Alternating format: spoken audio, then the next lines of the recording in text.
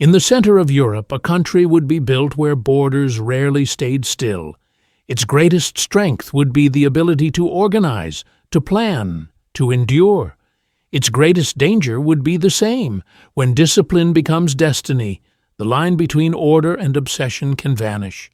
For centuries there was no Germany, only a wide belt of duchies, bishoprics, free cities, and kingdoms scattered across forests and rivers. The Holy Roman Empire carried a grand name, but little unity, a crown without a single heart. Merchants moved along the Rhine and the Hanseatic ports, while princes guarded their tolls and privileges. Faith fractured the landscape after the Reformation, and the 30 Years' War left towns hollowed out, teaching a brutal lesson. Fragmentation could invite catastrophe. Out of that wreckage, some states learned to concentrate power. Brandenburg Prussia drilled efficiency into administration and army alike. By the 18th century, it could challenge older empires, proving that careful organization could turn a minor principality into a major force. Yet the German lands remained a mosaic. Culture traveled where politics could not. Philosophers argued in one dialect. Composers wrote in another. Craftsmen carried techniques from court to court. A sense of German existed in language and memory, but sovereignty did not. Then came the shock of Napoleon. Ancient structures cracked under French armies and new ideas. When he fell, the Congress of Vienna stitched the lands into the German Confederation, a loose alliance designed to prevent a single strong power from rising. It did not prevent it. It merely delayed it. Prussia expanded its railways and its schools, refining a state that could mobilize quickly. Austria guarded tradition and empire. Between them, smaller states learned to survive by bargaining. In 1848, crowds filled the streets from Berlin to Frankfurt, demanding constitutions and a nation. The revolution failed, but it left a residue, the belief that unity was possible and that it might come not from speeches but from force. In the next decades, customs unions and shared markets quietly prepared what parliaments could not.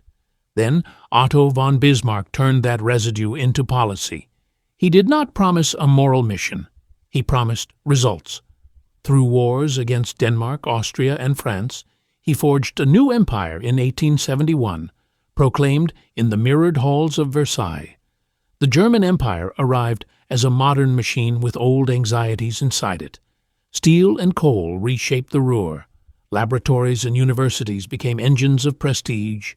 The state built railways, statistics, and social insurance, yet it also cultivated suspicion of dissent.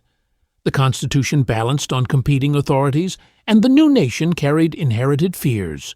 Fear of encirclement, fear of internal division, fear that greatness would be temporary unless defended.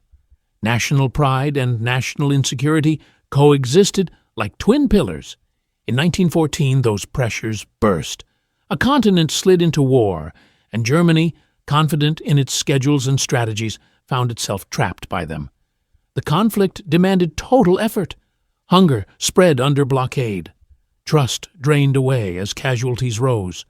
When the armistice arrived in 1918, the empire fell almost overnight, replaced by a republic amid mutiny and revolution.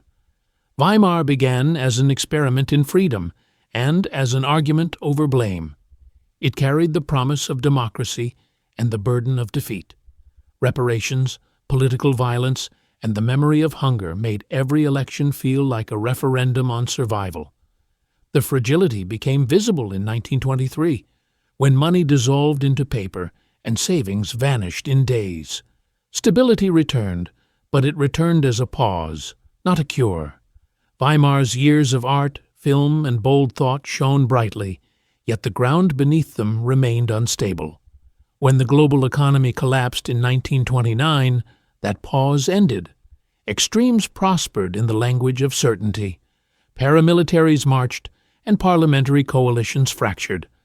The state that had been created through iron and blood became vulnerable to those who offered iron without restraint. In 1933, Adolf Hitler was appointed chancellor, and the machinery of the modern state was turned toward tyranny with frightening speed.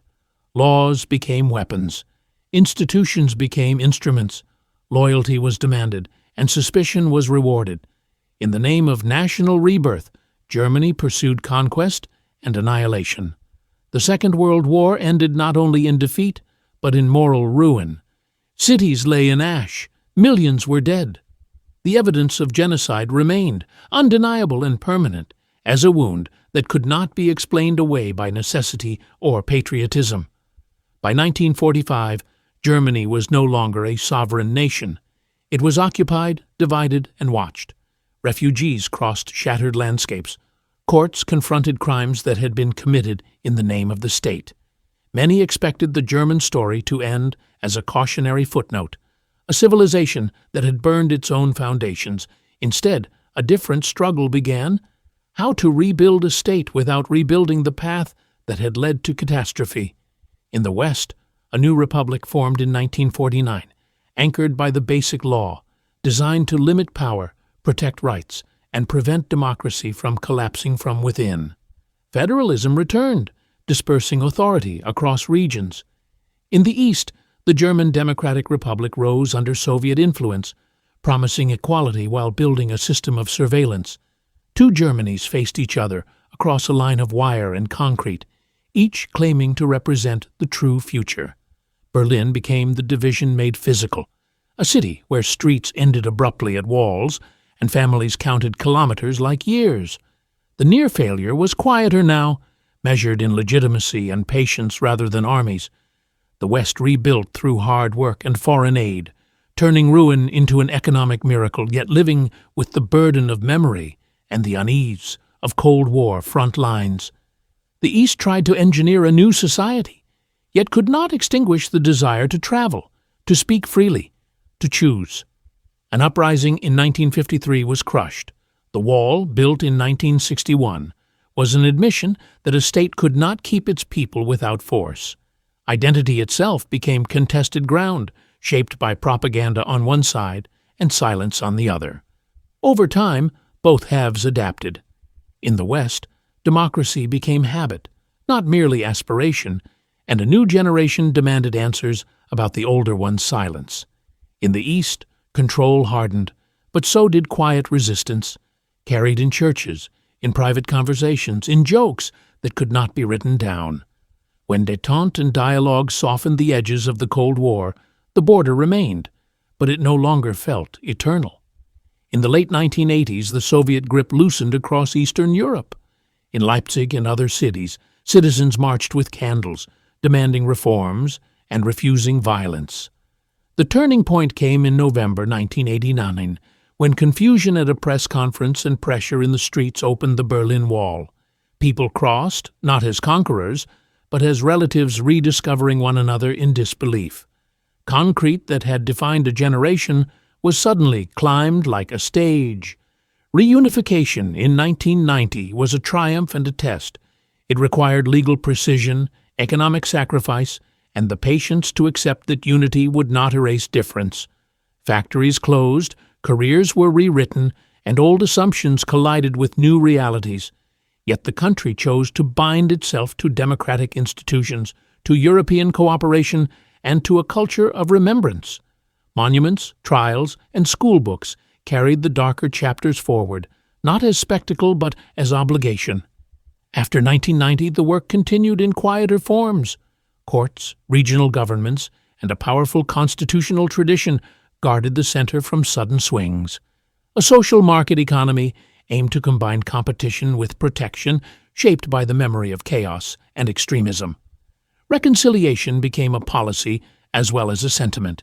Treaties, exchanges, and shared institutions tied Germany to former enemies so tightly that old rivalries became costly to repeat. The country learned to distrust simple answers and to treat restraint as a form of strength. The consequences stretched beyond borders. A Germany that once sought security through dominance began to seek it through integration, trade, and law. Its influence returned, but it returned with restraints built into its constitution and its alliances, and with a persistent question: how to be strong without becoming dangerous. Germany's story is not a straight line from darkness to light. It is a landscape of achievement shadowed by collapse, of unity followed by division, of recovery shaped by guilt. It shows how a nation can be undone by certainty and rebuilt by limits.